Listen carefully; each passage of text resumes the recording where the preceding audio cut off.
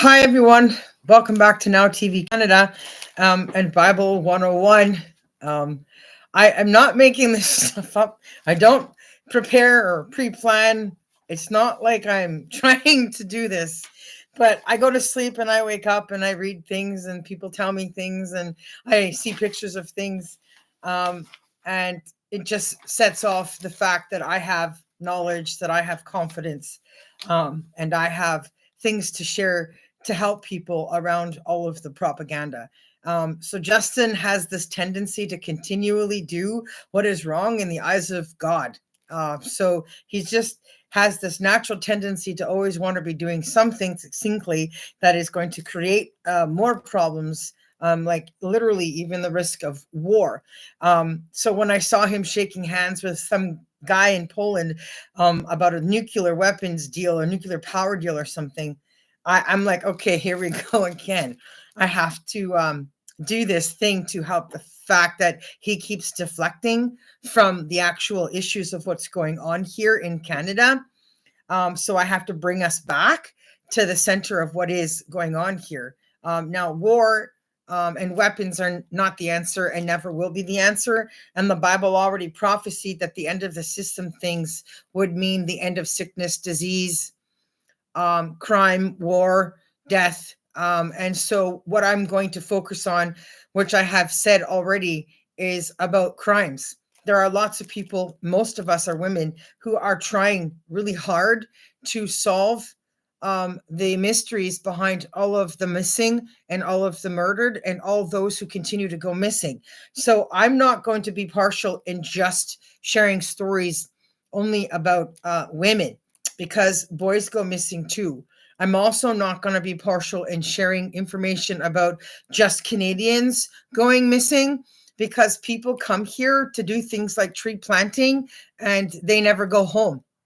And just like people leave this side of the nation to go to the other side of the nation and they drink alcohol that's made in a bathtub, whatever. The point is, they also die, and they don't get to come home alive. And so it's a problem. So I said I was going to focus on crimes.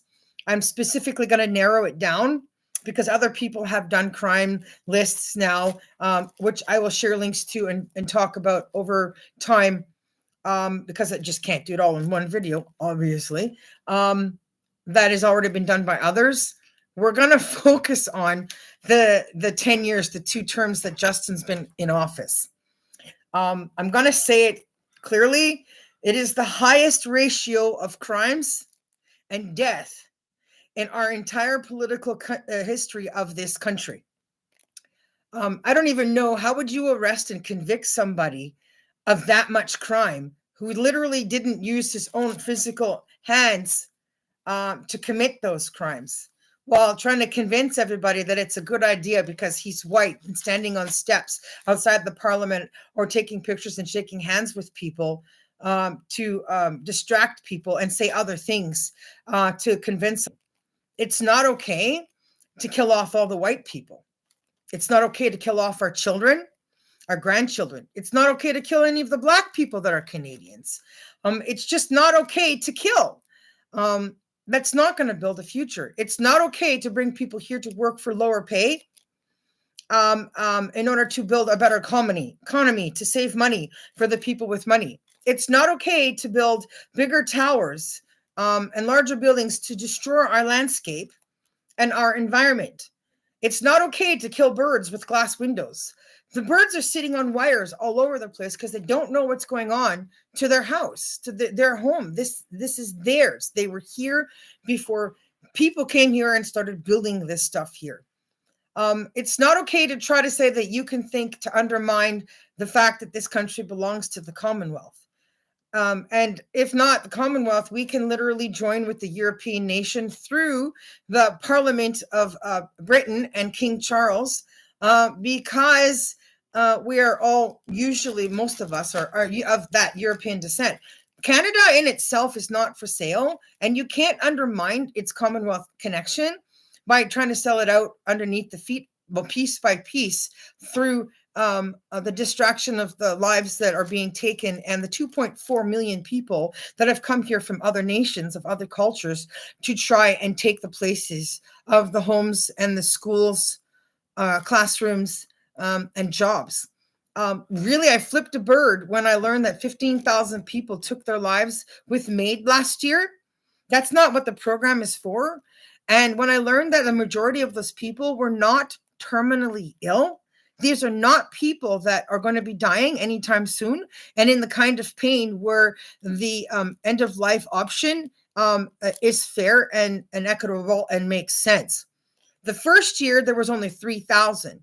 And that would be about right for the size of the nation. Now, nobody checked with God.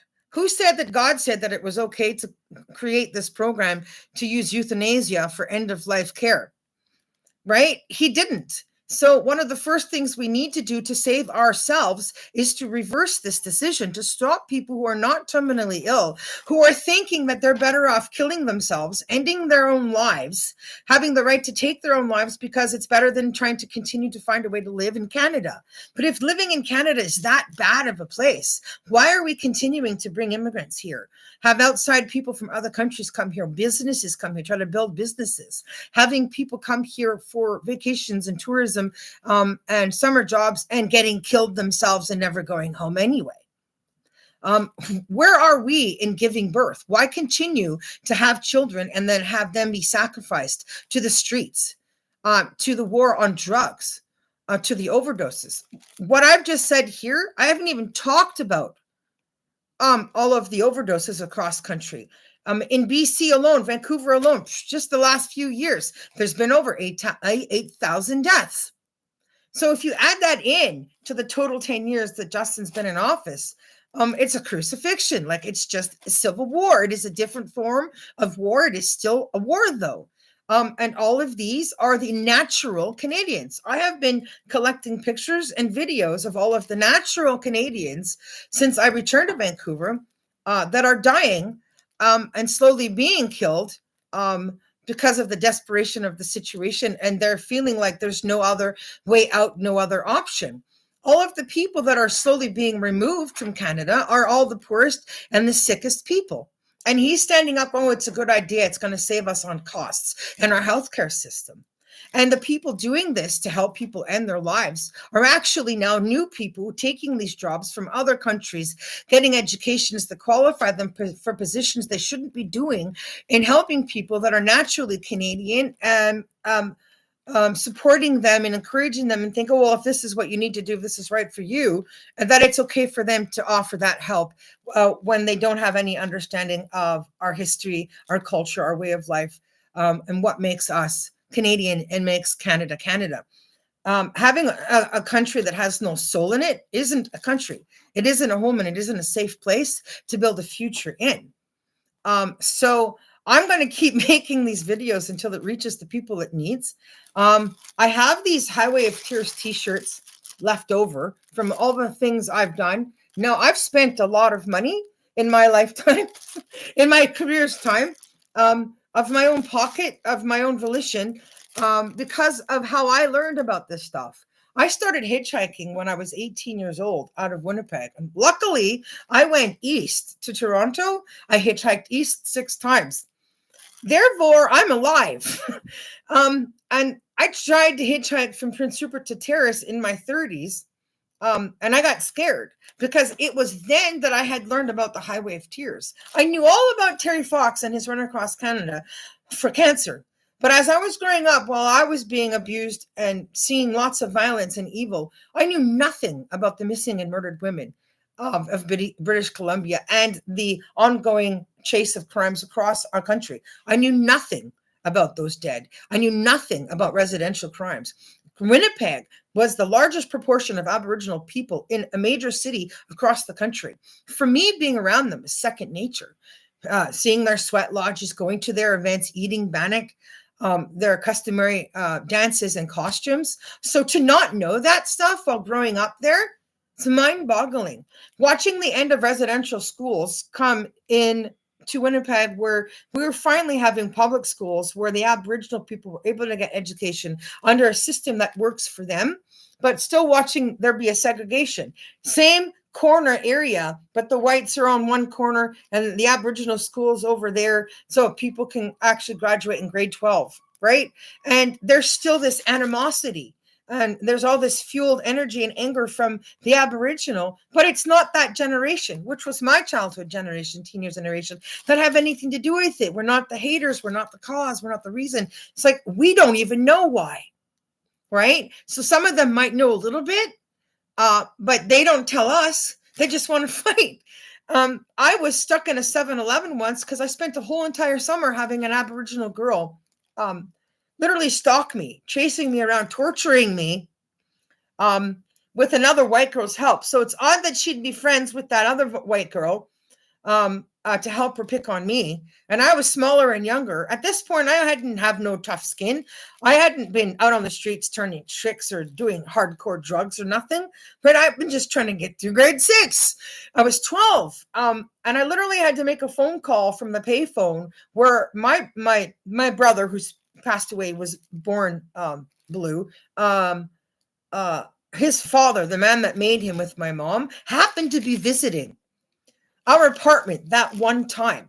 God bless the Lord, because of knowing my struggles that summer were real. Those months of my summer at 12 essentially destroyed my childhood and ruined the rest of my development into an adult for the naive and innocent ways I should have been able to enjoy life, because I was living essentially what was supposed to be in the best time in the world, the most peace, the greatest cable television, the greatest era of black and white, 2-color era, and all of the actors and musicians still alive. And it's undaunting that I wasn't allowed to enjoy these experiences, like the song that Adele wrote about not being allowed the choice to choose and too young to be able to do anything about what happens, right? Like when Madonna was standing on the canoe in the video, in her freaking corset and underwear, singing "Like a Virgin, touched for the very first time."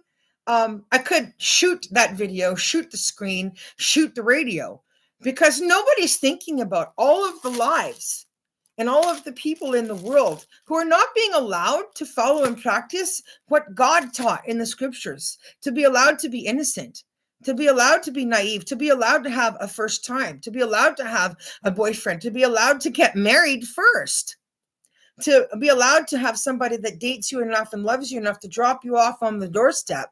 Maybe you can do 5 minutes of kissing, but you go inside and he goes away and keeps coming back, and you keep doing things in public where it's safe, or group dating or whatever. So many of us have all of this taken from our lives. And then we have to listen to people sing and celebrate about the fact that they got to have that first time, that innocence, that experience. And what's killer is that most of them throw it away.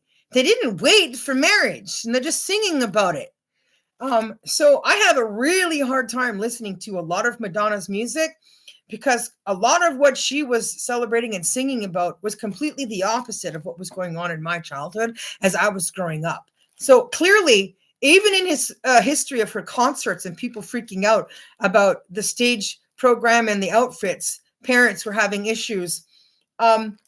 There's always been that reality that things are not the same for everybody around entertainment and performances, and nobody's taking the time to think about how important it is to make sure everybody's developing healthy, and that things should be the way they need to be for those people. Now, I have never been to one of her concerts. I've never spent any money at a concert. I don't think I've ever bought her albums. I think I've had some tapes and stuff that I would buy from like the used store. So like, I'm not a catalyst. I never paid into any of that.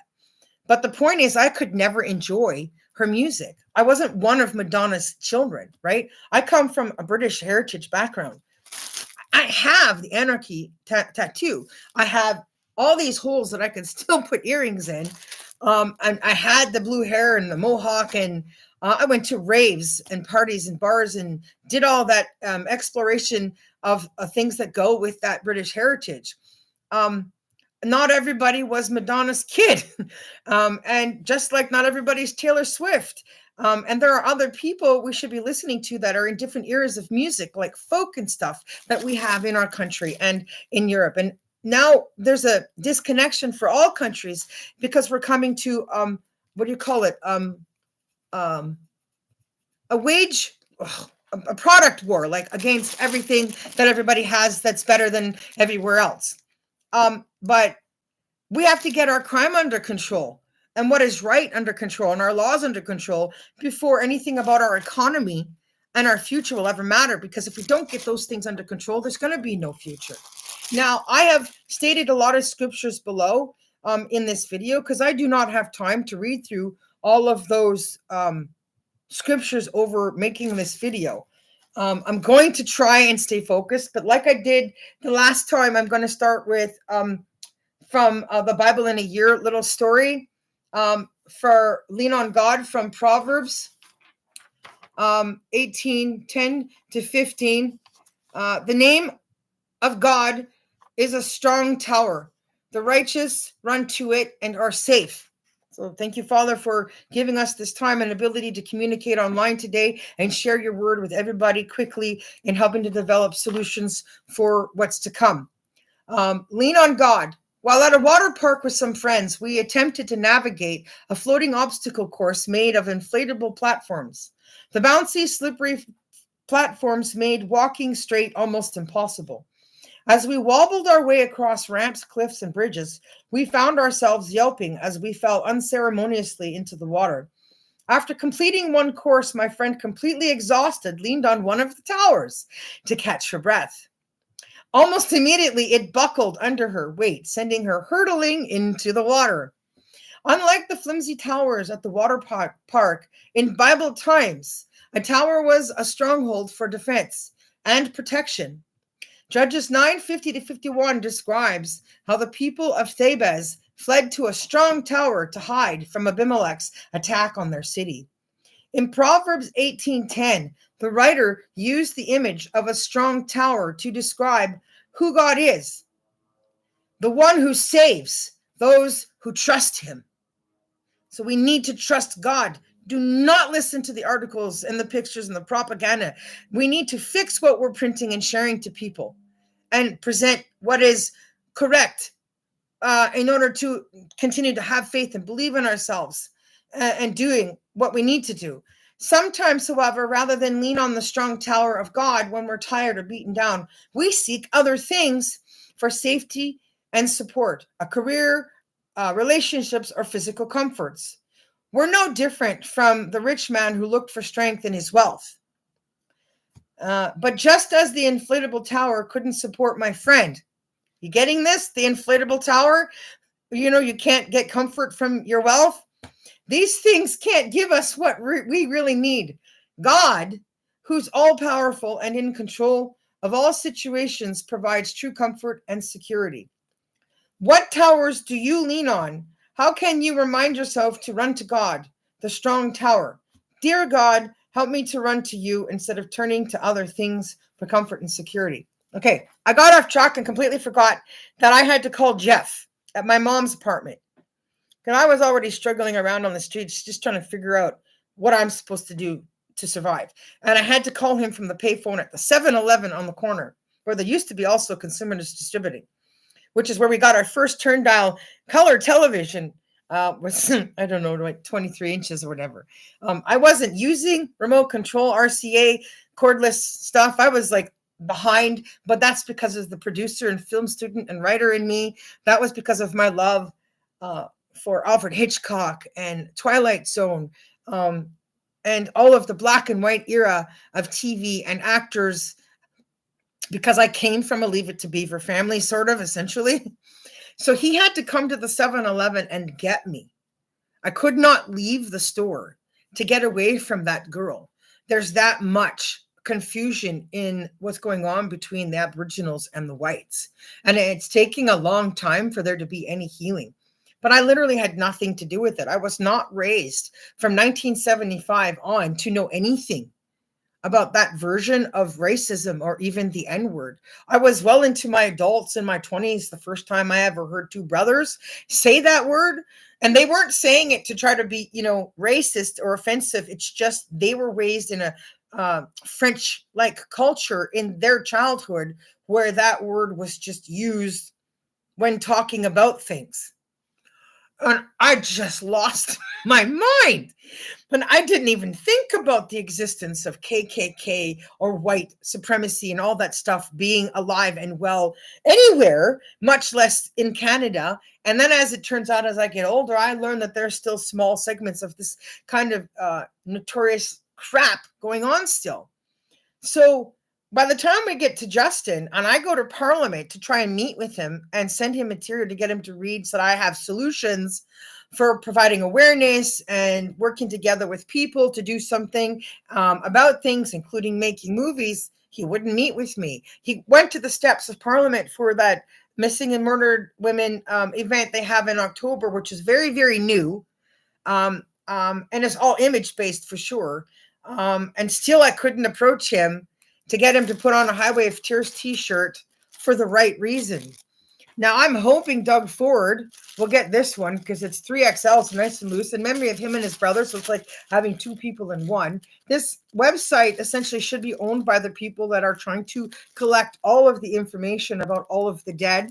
And I mean everything, so we can figure out what's going on province to province, city to city, town to town, and even along the highways of the small little villages of people. I will open this one to show people what a brand new one looks like because I have two extra larges. And I have been trying to reach the royal family with shirts. That's why I hang back shirts for a long time. I wanted to meet with Queen Elizabeth and Philip while they were still alive. And it's been that hard for me because Justin's been in office the whole time. But all these segues of making me not be able to succeed, not be able to voice, and not be able to see people and shake hands and making history, handing out things that are necessary to give out to people. I haven't checked yet to see if the website's still there. I assume it should be because it was put up originally by police up north, but they were not monitoring it and adding new stuff to it, which really upset me. This is part of why I've made the t-shirts, because when I went up north to recover from my own active, crazy life and start to mature and settle down and realize how lucky I am that I have survived on these streets, with the life I've survived, and that I'm here, obviously, to share a story and be a voice for people that cannot. I learned that they were not adding more names. So I made these t-shirts for that. So we're going to go here. And I'll show you. I tried sending one of these shirts to the White House back when Obama was in the office. So here's a big thing about Parliament around the world, and it comes to mailroom and your secretaries and staff. Don't be hiring people or paying people for doing stuff they're not doing. It's the same thing with our healthcare system and our legal system and anywhere. So, this one doesn't have the picture. So this is what the original shirts looked like with that on the back. So what I'm trying to make a point of here on these shirts, it's going to drive me nuts if I don't find the other shirt. I wonder if Bobby's shirt has the girls on the back. But I put the names of new girls on the shirts that were missing, that were dead in recent periods, and were also partially found. Two girls, their skulls were found outside the Edmonton Mall, West Edmonton Mall, on half of Highway 16 up north, 7 years after their disappearances were reported. And it had nothing to do with drugs. It was about drinking. It was actually alcohol that got them in the car, being offered drinks. They got a little teenage drunk that got them in the car that cost them their lives. The rest of them were never found. Then there was Abigail Andrews from Fort St. John's that went missing at 19, who was happy to announce that she was 3 months pregnant and celebrating her ability to become a mom, a new mom, first-time mom. She left Fort St. John to go to Prince George to celebrate, tell people. And there was no fight with anybody for her, for there to be a reason for her to be dead or disappeared. So when she died, two people died. And she's not the only one in the records of these deaths that were pregnant that have passed away. She just happened to be around my travels and paths of the investigative work I was doing as a writer and as a person who has survived violence, rape, domestics, emotional covert incest, poverty, oppression, all that stuff. So it was an issue that mattered to me. One, how come I'm alive? What made me special? Why am I still here? Right? I did all of the same wrong things possible. And Abigail Andrews wasn't an alcoholic or a drug addict. Why did she have to die? So at any rate, I was in Fort St. John on a contract under security for the new hospital that was being built. Unbeknownst to me, I was pregnant with my second child. I've had this happen twice because I believe in the right to a woman's choice. I believe in the right to abortion over things like rape and stuff, right? Unplanned, unwanted, out of wedlock. There are just issues. And I guess God knows my view on this. So both times that I've been pregnant, I did not know I was pregnant. And with the second one, it was really bad because it was literally 5 hours and 25 minutes of notification. I went to a hospital emergency to get a Demerol shot because of my low back issues. I have early onset arthritis, degenerative disc disorder. I have a disc injury. I have spinal cord nerve issues, reduced reflexes because I fell downstairs at 15 out back in the wintertime. I never went to a hospital about it. And I just grew that way physically. I had an epidural for the first child. So 5 hours and 25 minutes later, she's born on December 29th, 2009 in Fort St. John. In the bathroom of the Salvation Army shelter I was staying at while I was working on short-term contract where the new hospital site was going up. But I actually had a 2-bedroom apartment that I was paying rent for in Terrace, BC, which is a hub for the northest part of the Highway of Tears crimes of the girls on the front of this shirt. I'm sorry that, anyways, I can show that shirt another time, but there's lots of videos and stuff out there of the other girls. I didn't know, right? I had to put it together that my daughter was born. My pregnancy versus Abigail Andrews' 3 months pregnancy and her disappearance and death were connected. So my daughter was born to replace a life for a life. And so that really chills me. And I feel so honored to have been able to give that to her, to offer that in my 30s as I was learning about things. You know how I learned about Abigail Andrews?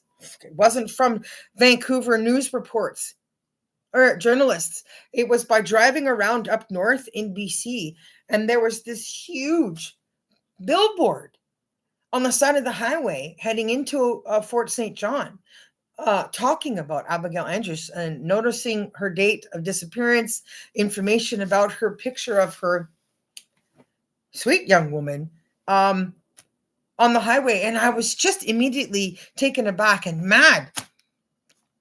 Why doesn't the whole country know? Why doesn't everybody know?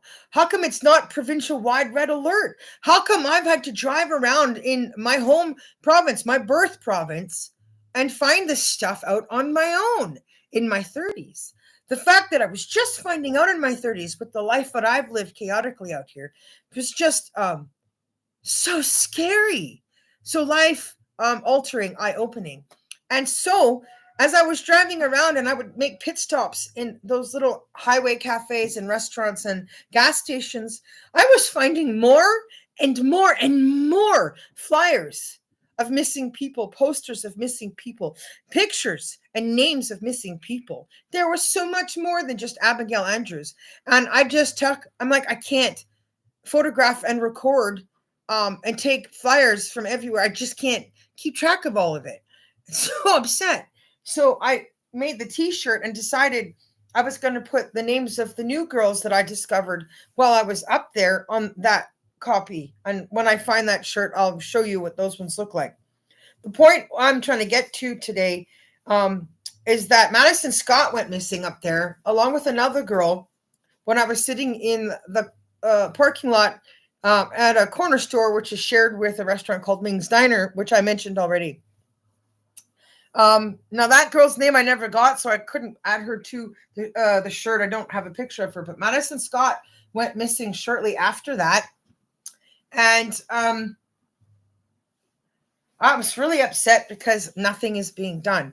So I won't go there with Justin because he wasn't in office yet. So we're going to keep the crime from me.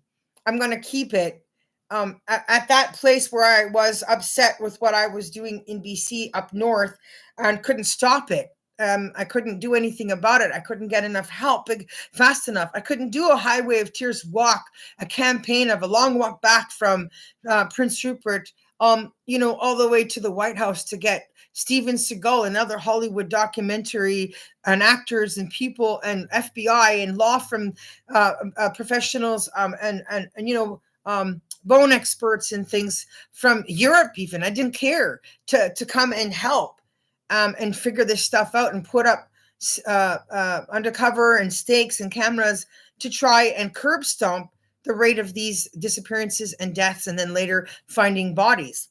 And so with Madison Scott, that was sort of the straw that broke the camel's back for me.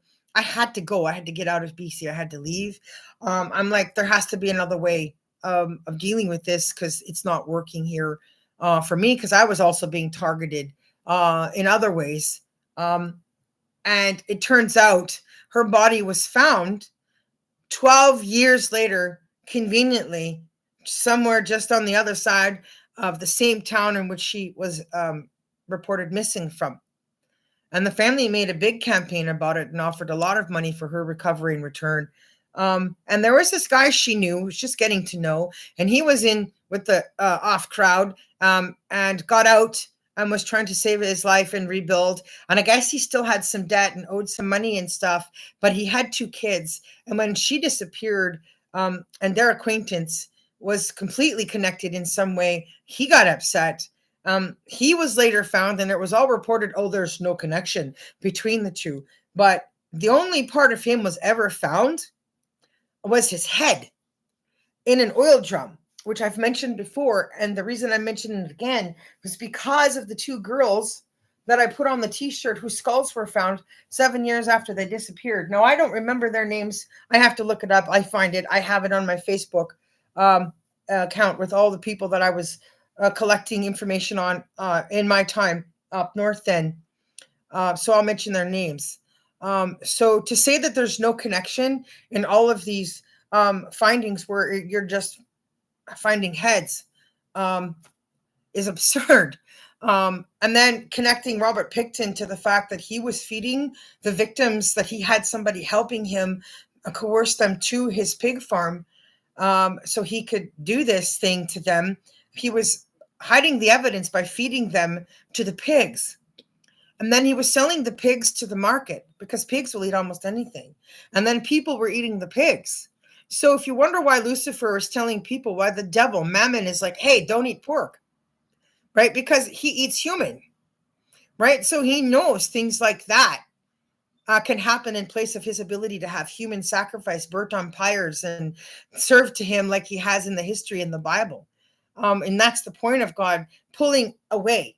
And in Jeremiah 52 at the very beginning, 52, 1 to, does it just say 1 to 3? Simple. This is all I'll read. Zedekiah was 21 years old when he became king, and he reigned in Jerusalem 11 years. His mother's name was Hamutal, daughter of Jeremiah. She was from Libnah. He did evil in the eyes of Jehovah, just as Jehoiakim had done. It was because of the Lord's anger that all this happened to Jerusalem and Judah. And in the end, he thrust them from his presence. So God's pulled away, and then he moved on with the rest of the world and created the world we know today, and all the different nationalities, countries, and different laws and political systems we have in place. So saying that it's a good idea in front of the world, that it's okay for people to come over here and try to bring all of their problems and political views and non-religious practices that they try to convey as religious practices and all things wrong, isn't going to present a solution that's going to end in anything good for anybody. Right? God's not going to change his mind about thrusting his presence away from these people and what he wants. And now that we have the royal family from, I guess it was King George V, like he was a pretty good guy. Charles has some pretty good ancestry where God was like, okay, now I'm satisfied. I'm happy. I like this family. And everybody has to understand that all that power that started with the anointing of the heads, where God allowed people to serve a person because they just have this innate desire to have to serve somebody or something, no longer exists with them over there. God does not anoint anyone's heads. And he's never going to, again, they're not going to supersede us or override us or be more important. Otherwise, everything he's done from the times of Moses and getting us out of Egypt and the promises with Noah and the flood would be for nothing. And it's not for nothing. And so when Charles and all the queens and ladies and anybody that's had coronations have these events conducted, they are done with the purpose so that the true God can anoint people on the head with oil. Charles has been anointed, so he can have a direct connection of formal information and instruction from God himself. Unlike Justin running around the planet literally pulling at strings, trying to look for ways to solve the problems in the immediate situation, to try to fix his image and what's happened in his 10 years in office, versus Donald being in office and the worry of the threat of what he thinks that might happen in America, failing to understand that Donald also operates under the factor of love. Donald responds to love, right? And Donald knows God is real, and they do believe to trust in God, as it says on the American Bill. So I'm making these videos because if I can counsel and help Donald understand the savage reality of our lives in Canada and its rate of danger, he's not going to be thinking about tariffs. He's going to be saddened and his heart's going to be wounded and he's going to be hurting about all of the death and all of the missing children and all of the unsolved crimes and all of the current disappearances, and all of the FBI from America that has been here almost from the beginning of all of this, who have solved none of these murders, getting paid to be here, and then having some of our people join in all that. So he's going to be looking at, okay, well, what do we need to do on a bigger level to at least curb stomp them from continuing to happen, so that we can begin to focus on a way to bring crimes together under one building, even if we use one of the Amazon buildings that are going to be cleared out to have all of the records put in a place where there's a minimal amount of crime history, so we don't have to focus or worry so much about that province's historic volume of catastrophic crimes, and then we can use that as a centered place to work on everything from there, and then document the stuff that we can share publicly. So I want to be able to use this channel as a way to share the names of lots of the people that are missing. I don't have the ability to do all of that alone. So that's going to take stuff where other people have to come together. And I had wished that I could have reached Steven Seagal, because he was a police officer for 25 years before he walked into a bank and said, hey, I'm a martial arts expert and I want to make some movies. I have this much credential. I need this much money. In a time where the amount he was asking for to produce movies was actually affordable and doable, so the banks could say yes. And they said yes. And then he's never looked back, and he's made movies. And of course, he still worked with law enforcement and stuff. But when you get to a certain kind of fame, people become impossible to get a hold of. Now, there are emails that are out there under his public channels, like his Instagram and stuff, where you can contact. And I tried those multiple times. And I don't know who's responsible for answering, but nobody answered. And so I can't wait for the day when Seagal's going to sit down and open up that email where it has been said people should send their information and contact. And he's like, oh, and there it is, the email she sent, and read what's in there. And his mind go, blah, what did I just hire and pay that person for? Right? And so you got to look at the catastrophic amount of people that have lost their lives in that time that I was trying to save those people's lives. Like, I would have never allowed this insane fentanyl crisis to even have happened. First of all, we don't even need fentanyl. So second of all, that shouldn't even be made, much less there being a way for it to be released out onto the streets anywhere. So you need to reverse that law where you no longer use that version of pain medication, because there are other solutions that work better than using anything from the opium plant. I've experienced this stuff because I've been around a long time. So I go back to really old school version of pharmaceutical drug practices where there's less harmful, less addictive. In fact, some of it's just not addictive at all. It just happens to be that the more you use it, the more you need in order to get the same release and effect on that stuff. However, combined with other forms of medication, you're still going to get better pain control results for people than creating more and more problems in the opium plant line, causing the crisis we're now in. So if I had reached the House with the shirts in Obama's era and Seagal on time, all of this would be different, and we wouldn't be dealing with this Justin Trudeau era of his time in office and the massacre. This goes all the way back to also where Donald Trump was in office the first time, where I also tried contacting him as well. And again, his mailroom in the White House also decides what's important and decides what to bother him with. And it's not okay to not bother somebody who's that important with the things that they need to be bothered with. It is okay to hire a Canadian to work in other parliaments in other countries. If I can help in the White House or in New York with Andrew Yang and be Canadian because I have the capacity to do that, that is fine. You can do that to support other people's campaigns to build something better in the name of love and in righteousness, because love is the key, right? To kill everything with kindness is the answer, all the bad.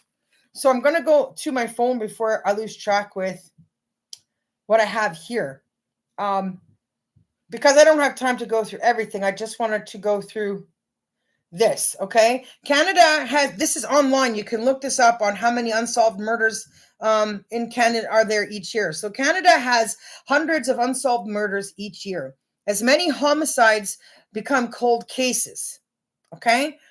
Because we don't have good enough investigative team. We don't have enough bone dogs or bone doctors. We're not notifying any of the experts that can help. I get really mad because in America, they have a fantastic record of the things we are failing at the most. They find the people that are kidnapping and creating and doing serial killings and are child perverts, and they arrest them. And if they don't arrest them, they literally kill them on the spot. The cops know when to draw the gun and pull the trigger and end a life. And so there's very little of those particular kinds of catastrophic historic events in the calamitous number in which we have in our country. They still have the death penalty. They have the right to bear arms. It is very important where there's a higher ratio of risk of people going outside who are a certain age, certain culture, certain sex, to be allowed to have rifles in their trucks or pistols under the front seats to have at least a fighting chance to protect themselves.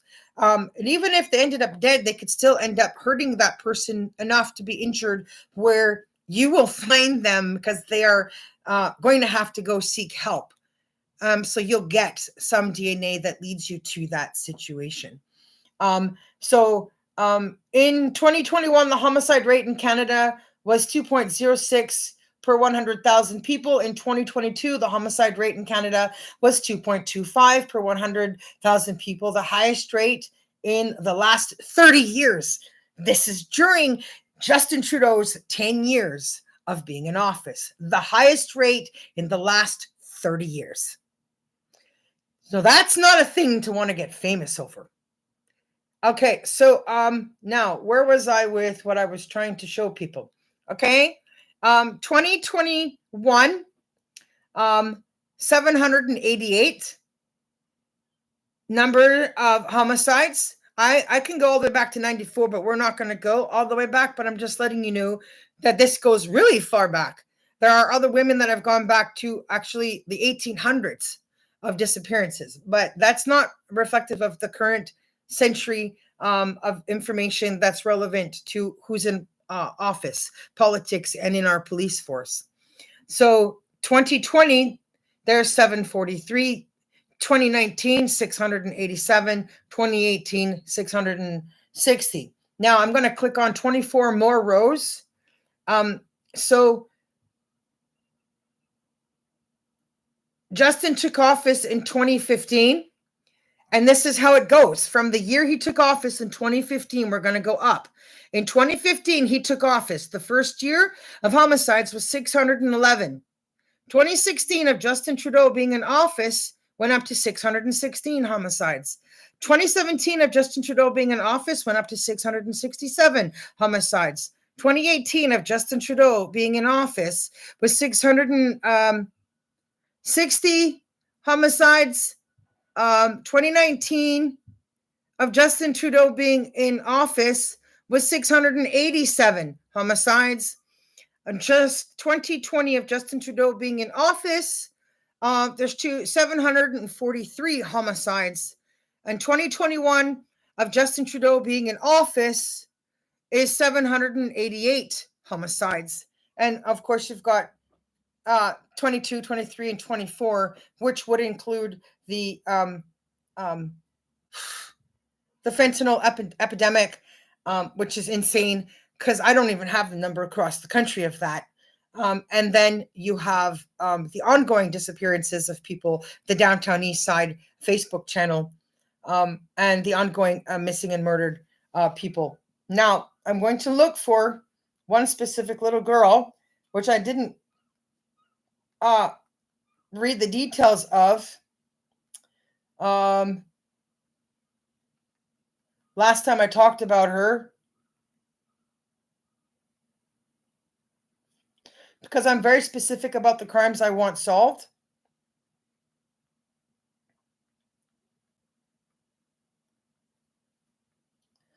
With the help of investigative forces anywhere that we can do something about it.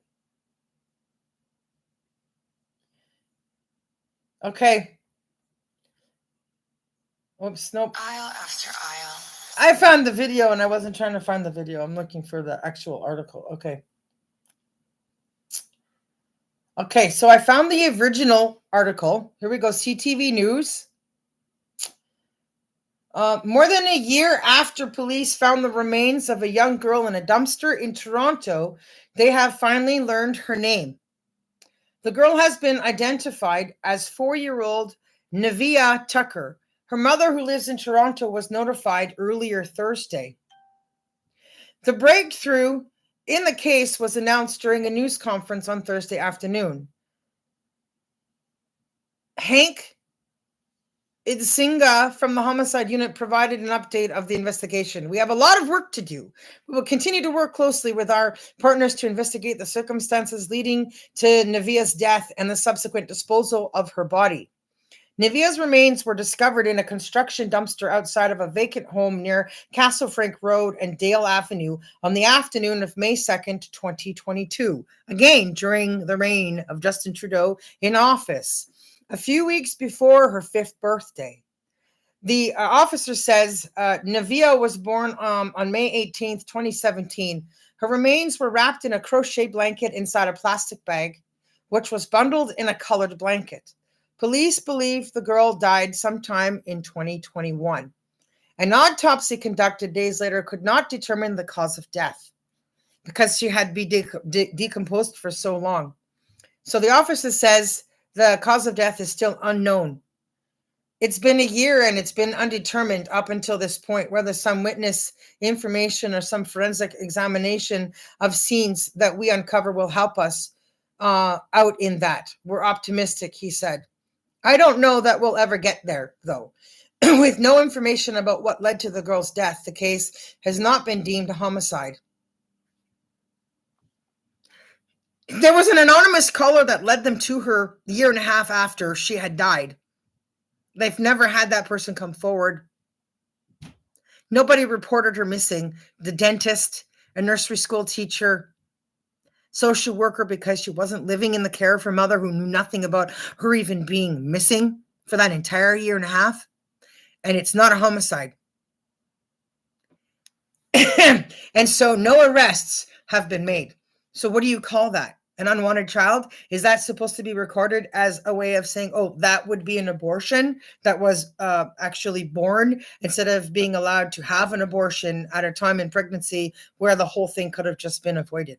Rick, that is just really gross, right? So you cannot just ignore it because she's Black, poor, and in Toronto. You can't justify, oh, we have nothing to go on, to call it anything else.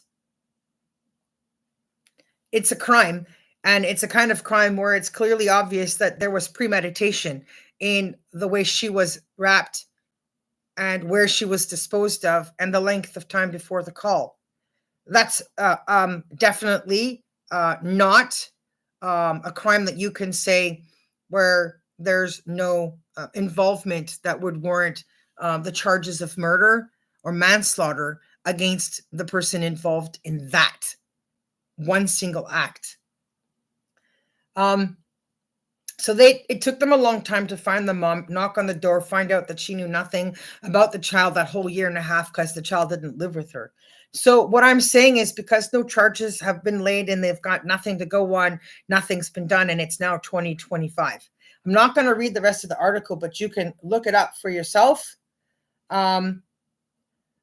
The writer for this one for CTV News was it Brianne Aguilar, and it was published June 29th, 2023.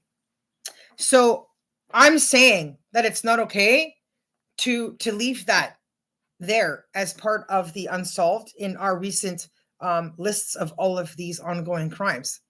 I had recently saw something that had talked about the fact that there's over 340,000 unsolved murders going back to the 60s in Canada. I'm just trying to share stuff that is within relative recent times. And there's another group of women where their article was written. Let's see what the name is of the group. The Midnight, the Midnight something. They're collecting a massive database on Canadian serial killers and all of the missing people. One of the girls had her friend go disappearing, and she's like, I knew that person. We walked side by side to each other, and it's not okay. So they're called the Midnight Order, and they have collected nearly 12,000 people whose names have been entered into the database.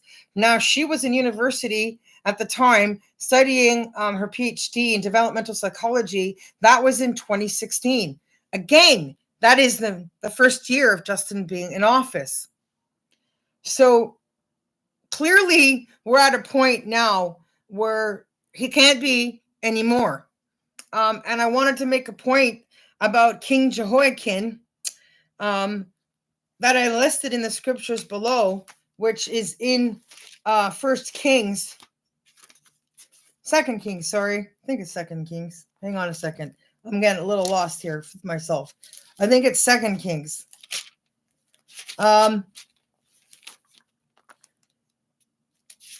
Where God says, these people keep doing what is wrong in my eyes, and that he's clearly being one of those people doing wrong in his eyes. So 2 Kings 21, I just read the top part. Manasseh was 12 years old when he became king, and he reigned in Jerusalem 55 years. His mother's name was Hephzibah. He did evil in the eyes of Jehovah, following the detestable practices of the nations that the Lord had driven out before the Israelites. He rebuilt the high places his father Hezekiah had destroyed. He also erected altars to Baal and made Asherah pole, as Ahab, king of Israel, had done. He bowed down to all the starry hosts and worshipped them.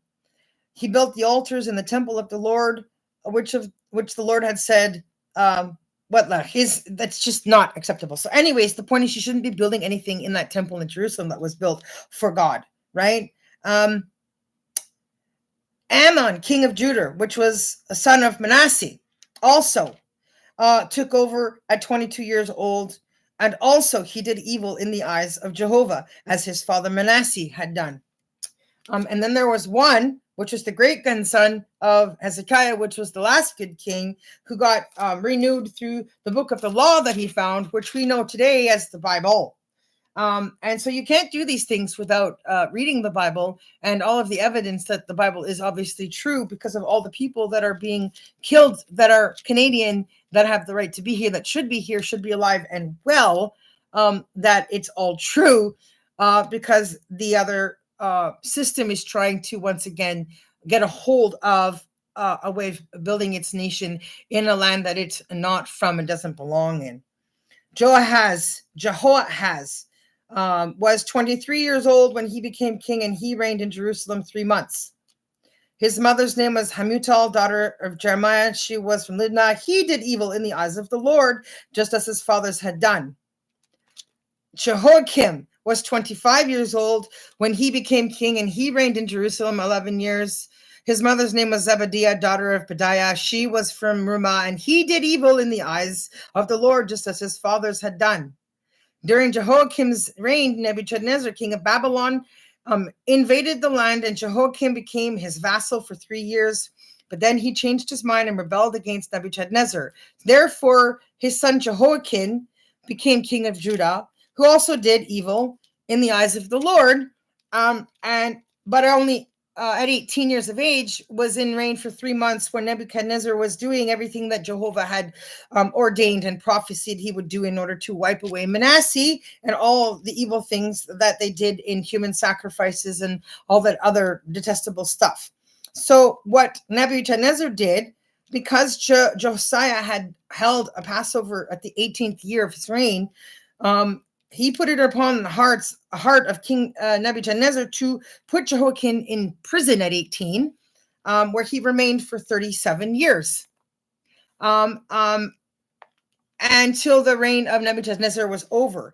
So in 37 years, from 18 to 55, he couldn't have obviously done too much wrong, since he was only in office reigning as king for 3 months. There wouldn't have been much he could have done at 18 then as well. So God kept his promise to Josiah to keeping one of his descendants alive. And then he was released in this 37th year of Jehoiakim, king of Judah, when Evil-Merodach had taken over as king, because that reign with Nebuchadnezzar was finally over. He released Jehoiakim from prison. There's 2 different dates. It says the 27th day of the 12th month, and then in Jeremiah it says the 25th day. Now, the guy that created Christmas, choosing Jesus' birth as December 25th, was from an era close enough to the Bible information to absolutely know the release of Jehoiakim's date from prison was December 25th.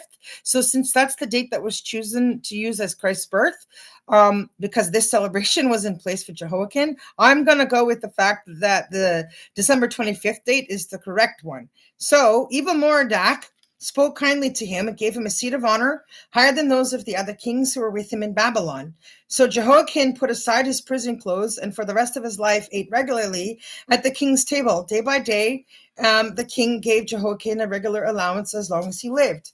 Now, I personally think maybe somebody should go to jail and spend 37 years in prison reading the Holy Scriptures, learning about God and what God did in order to create a world for Samaritans and Gentiles, which is basically people of European nation that are white: Denmark, Netherlands, Switzerland, Norway, British, Canadians, French, to exist and live in a free world and have the agency to make their own free decisions under the basis of the laws that God put in place to protect us and provide us to follow.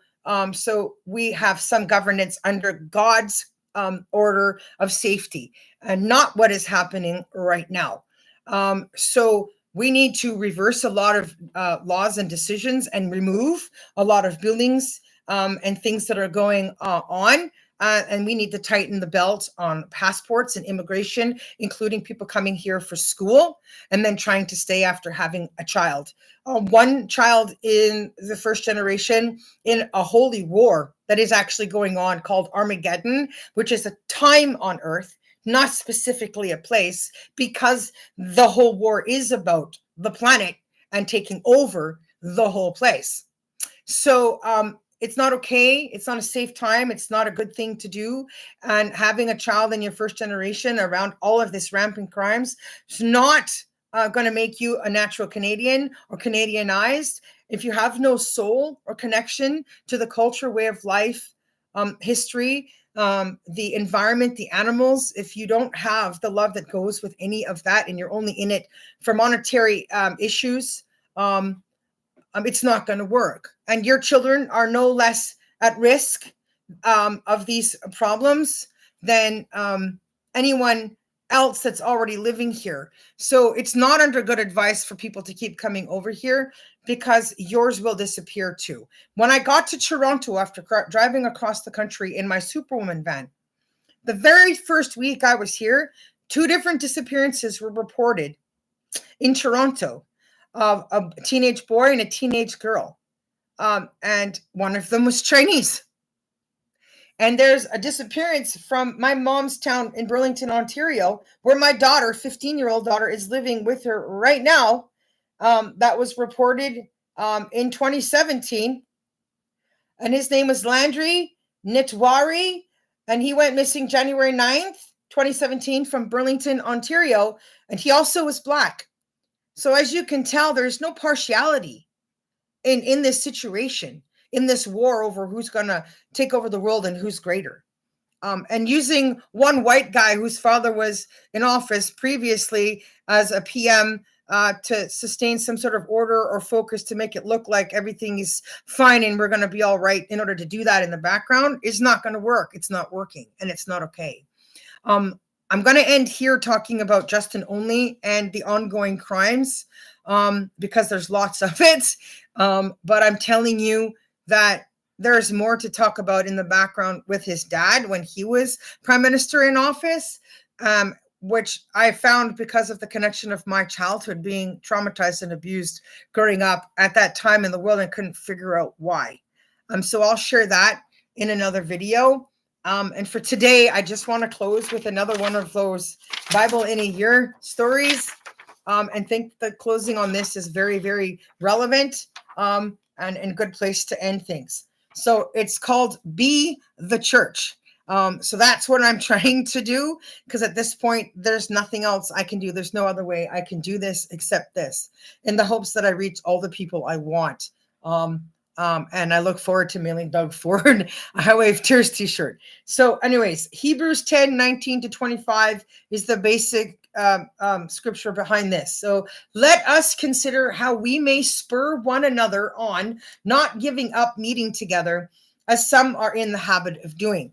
So lots of people believe in God and are Christians and declare this and say so. And as we know, the Bible is the most popular book in the world. It is in more homes than any other book on the planet that's ever written. However, the problem here is that it's the least read.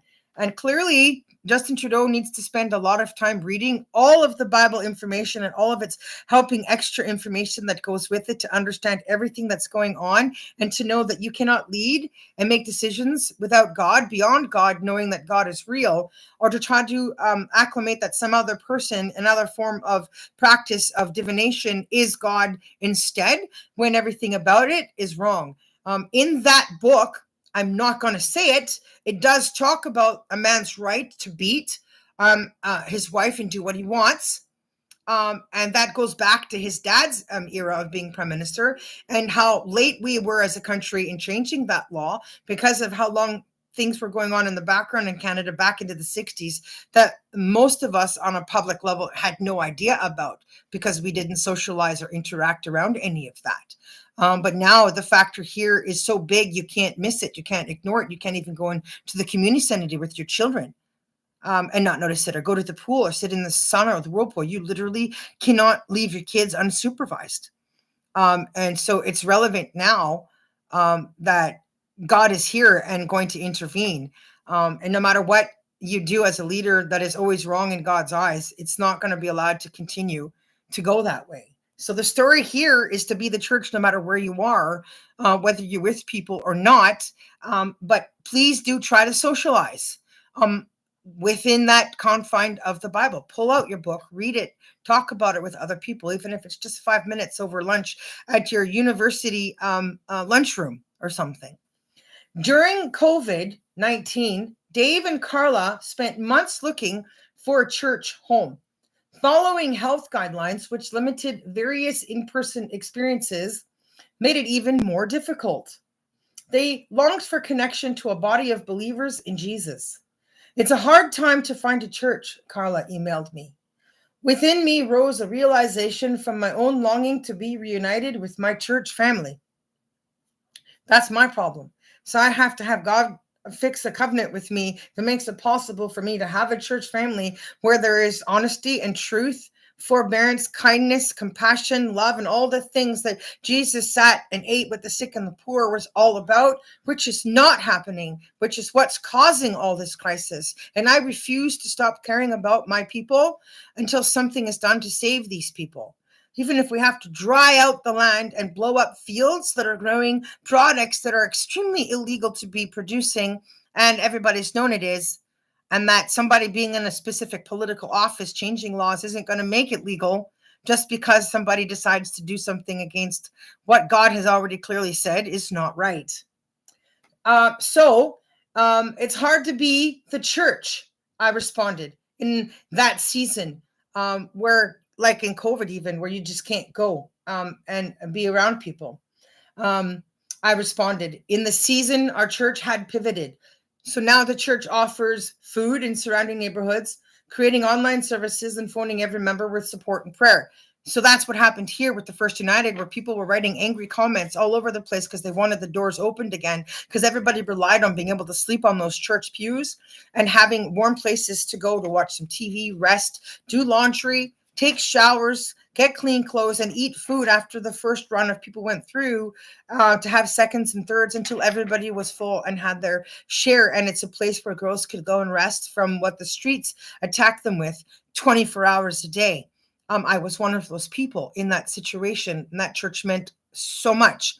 I was devastated when they made the decision to not open it up to Wednesday Bible studies again, which was on the outside of the building when I got back. And I thought, oh, I've learned enough about gospel and trained enough in scriptures that I could do this for them, because they know me and they know my spirit and they know my story and they know it's true. So they would come and they would sit and they would listen and then be allowed to eat food. And when you eat the food of the Lord, there is hope, there is recovery, there's promise, possibility, instead of this desperation of thinking, oh, I got to leave Earth, I got to go now, and I'm only 36.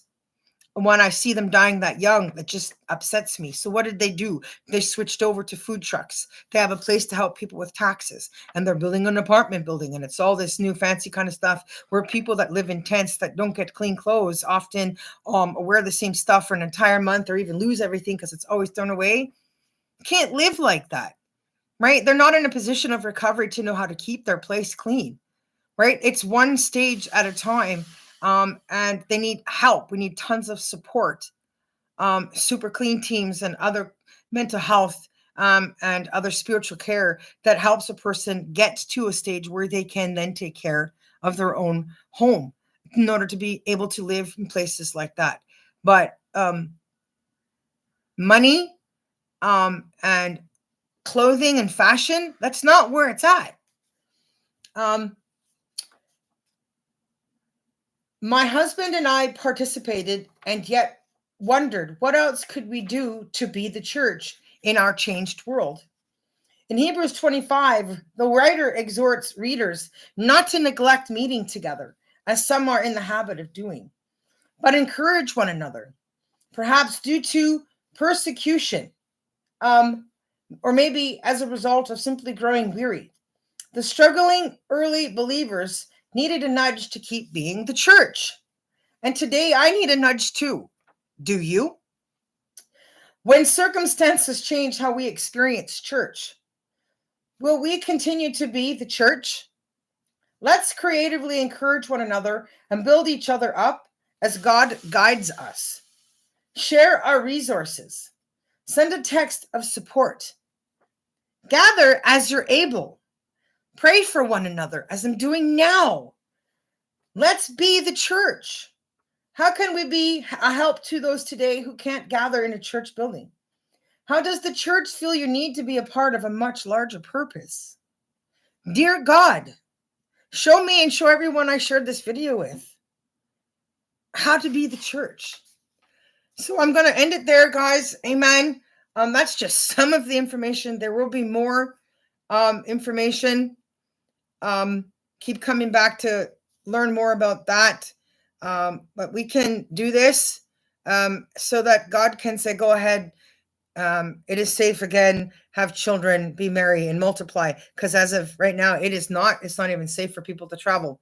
So let's work together to make a better future for the future and making sure that there is a future for the future. The answer is not in gas or oil. It isn't in nuclear weapons. It isn't in spaceships. It isn't in going faster. It has nothing to do with digging holes into the middle of our earth. It isn't in building things that don't provide long-term solutions for eternal future on earth. So it's that we have to be mindful of, slow down, take a step back, and reevaluate all of the things we've learned about through God over time that are available to us to use and enjoy, and go back to that nature in doing things like redoing our infrastructure with the bridges and highways so we can have e-bikes and e-vehicles and people walking and hiking across Canada using horses and wagons or just horseback riding. Go back to using horses and let them do what horses do.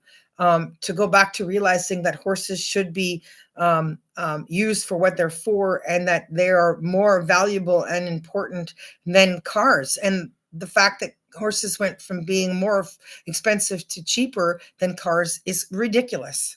The fact that there are alternative fuels for an alternative gas stations and other things that we can implement that's been there for a long time, so none of the farms have to go to waste with all of the extra gleaning that's on their lands is unreal for me, much less other things that I've seen that we could have changed over to 30 years ago. That stuff that European nations have already advanced in. So it is a good idea for us to think about getting rid of our Canadian economy and attaching with Europe and combining with that value and intrinsic new wonderful system, and then build up on that value, making it impossible for Americans to come here and make a deal off of us and save money, where they have to come over here and spend more money and give us more money, and it costs them more to come over here and not have the breaks they need. Like, there are answers. And so I will keep trying my best to voice that I have answers. It's not free, but I also can't be bought, right? I do this for the right reasons. And so I hope people will see that. So peace out, everybody. Have a good day. Have a good week. I'm going to go to a Vancouver Public Library board meeting tonight and advertise You've Got Mail Too to save our door-to-door mail and all of the workers and the income coming up by making a movie that is timeless in the history of losing pennies. And being able to open our mailboxes and actually pull mail out that a mailman delivered. Okay. Peace out, guys. Have a good day. Bye.